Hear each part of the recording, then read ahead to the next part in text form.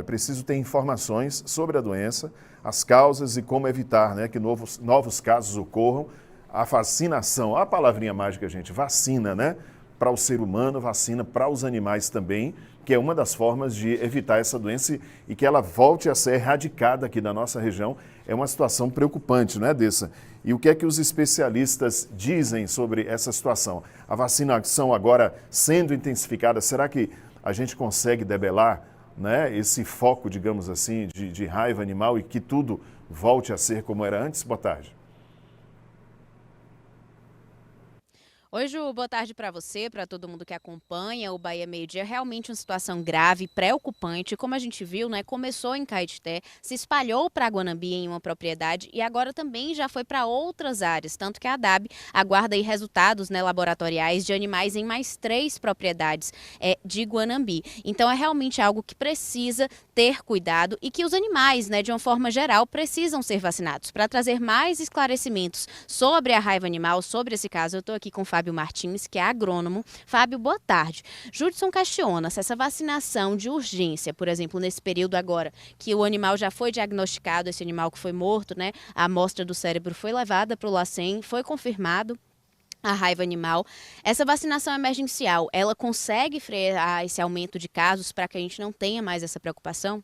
Boa tarde, Judson, ouvintes. Primeiramente, a gente deve ter um entendimento e passar informação para o produtor rural, para os pecuaristas, que trata-se de uma zoonose, né? O que é uma zoonose? É uma doença que pode acometer os animais e também o ser humano. Então deve ter as devidas precauções e cuidados. A primeira forma de prevenção é a vacina, como você mesmo narrou. A vacinação, apesar de não ser obrigatória em várias regiões, mas acontece de ter surtos. Então a vacinação é a melhor forma de prevenção. Uma vez o animal ou os animais na propriedade apresentaram os sintomas clássicos, a recomendação é imediatamente acionar a ADAB, o órgão fiscalizador. Não tendo a ADAB no município, aciona a Secretaria de Agricultura, que vai fazer o contato prévio com a ADAB, e solicitar que o médico veterinário vá até a propriedade, avalie esse animal que está morto ou que está morrendo ou com algum sintoma inicial e após a morte faça a necrópsia e colete fragmentos do cérebro e envie para o laboratório exatamente para dar o diagnóstico definitivo. Por quê? Porque existem algumas doenças também, principalmente o botulismo, que elas são paralelas, vamos dizer assim, e que têm sintomas, não são idênticos, mas parecidos com a raiva bovina. E um sintoma clássico da raiva bovina é que o animal começa com tremores musculares, ele cai, fica em decúbito lateral direito ou esquerdo, e ele começa o movimento de pedalagem e a posição de opistótomo, que é exatamente a posição da cabeça, numa determinada angulação, tentando respirar. Porque o que é a causa a raiva? O que vai acometer no animal? Vai ter uma parada cardiorrespiratória. Ele está procurando se respirar oxigênio e aí tenta naquele posicionamento buscar ar para a sua vida.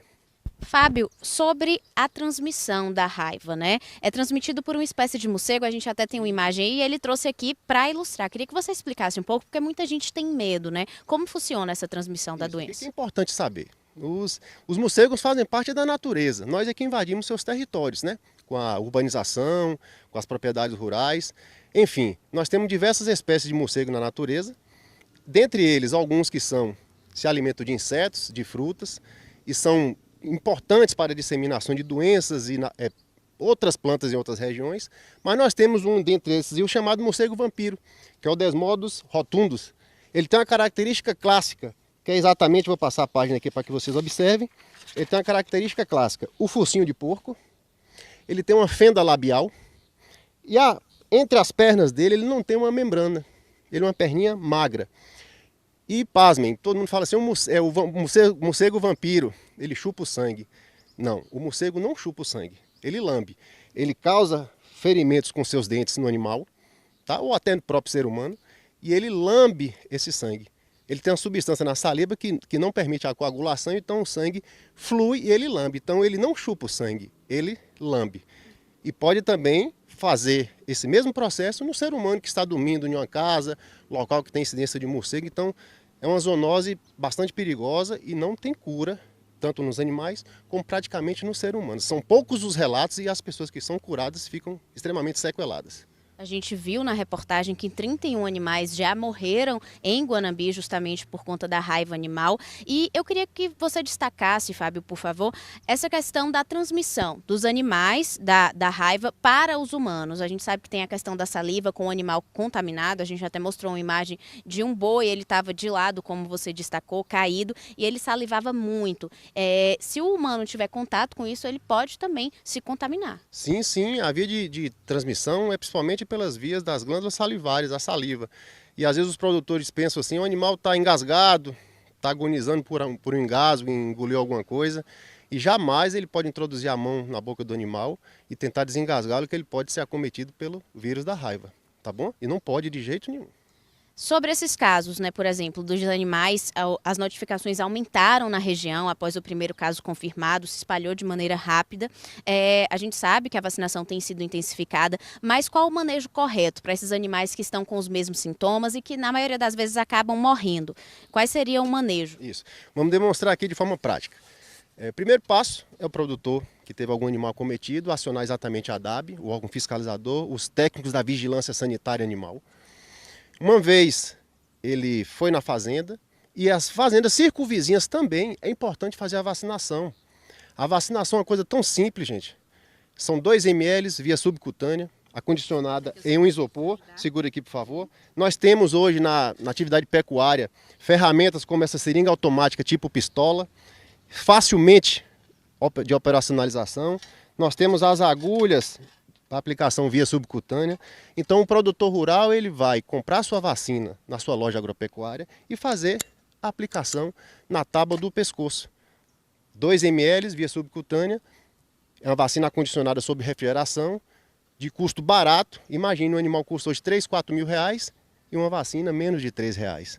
Então é um custo-benefício muito grande, apesar de não ser obrigatório em várias regiões, mas a gente sempre que trabalha com pecuária, a gente orienta o produtor no calendário sanitário a vacinação de clostridioses e a vacinação da raiva dos herbívoros. Vale salientar que não é só o bovino também na propriedade que pode ser acometido.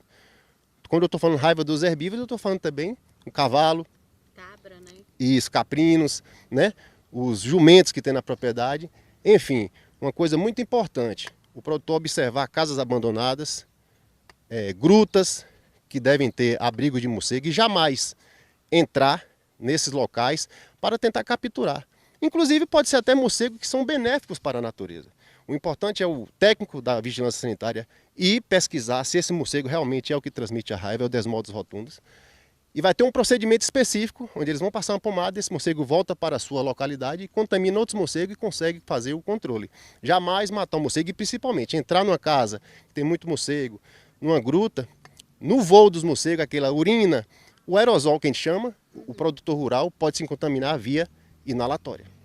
Fábio, no caso dos animais que morreram pela doença, como prosseguir? Precisa incinerar, né? No caso, queimar esse animal? Qual a forma correta? Isso. Acionar o técnico da DAB, ele vai coletar um fragmento do cérebro, vai fazer a necrópsia, né? Enviar para o laboratório, esses animais vão ser incinerados e de preferência que o produtor rural cerque esse local e não deixe mais nenhum acesso de nenhum animal. De preferência também te recomenda fazer um buraco, como se fosse um cemitério para esses animais e cercar para não ter acesso a cachorro ou outros animais, que às vezes o fogo que ele coloca não seja o suficiente para dissolver os ossos. Então precisa estar num local sem a permissão de nenhum animal ou um curioso para tocar nessas carcaças. Para que essa contaminação não aumente, né? Porque a raiva ela pode atingir, como o Fábio destacou, não só os bois e as vacas, mas equinos como cavalos. Inclusive o primeiro caso registrado em Caetité foi em um cavalo, né? Caprinos, bois, vacas e nós seres humanos. Tanto que em Guanambi também o secretário de saúde afirmou para a gente, né, que essa vacinação já foi intensificada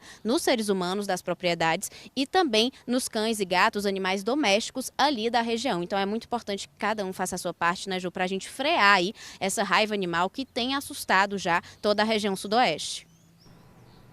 Dessa, me arrepiei todo ele falando aqui do morcego, né? Que quando morde o animal, ele pode morder o ser humano também, ele lambe o sangue. Ui, dá uma agonia na gente. Você falou aí de cães e gatos, eu queria falar mais um pouquinho sobre isso, né?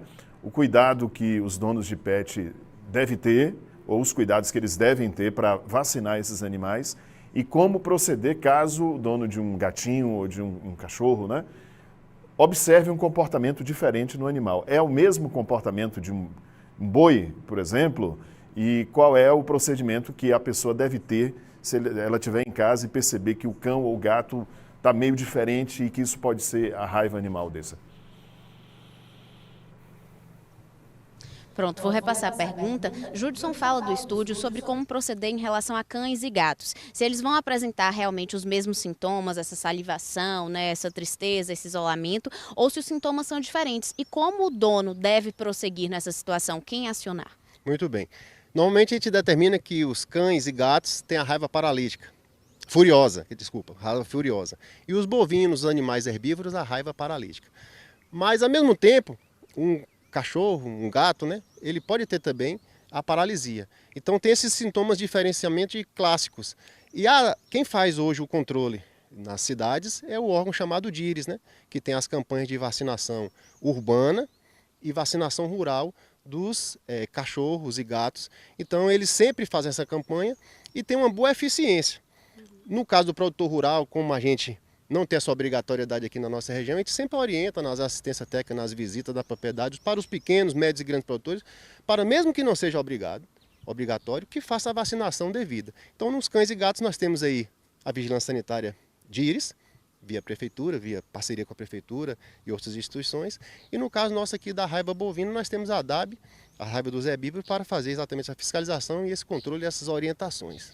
Muito obrigada, Fábio Martins, agrônomo. É isso, Judson, que a população fique atenta, né, que esses animais todos sejam vacinados, tanto os de maior porte, né, de produção, quanto os animais domésticos, como cães e gatos, e também a população. E antes de encerrar, eu queria deixar o alerta para não encostarem nesses animais, principalmente na questão da salivação, porque a raiva também passa para nós, humanos. Então é preciso que a população também tenha esse cuidado. A gente vai seguir, é claro, acompanhando esse caso em Guanambi, aqui na região sudoeste, em Caetité também, e qualquer outra informação a gente traz aqui nos nossos jornais, Ju.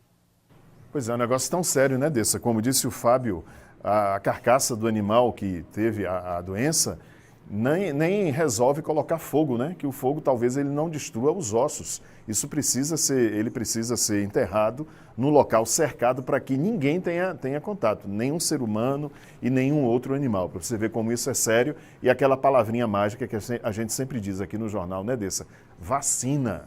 Vacinar o ser humano e vacinar os animais também para que todos fiquem livres de doenças, né? Valeu, Andressa Amaral, obrigado pela participação, ao Fábio Martins também.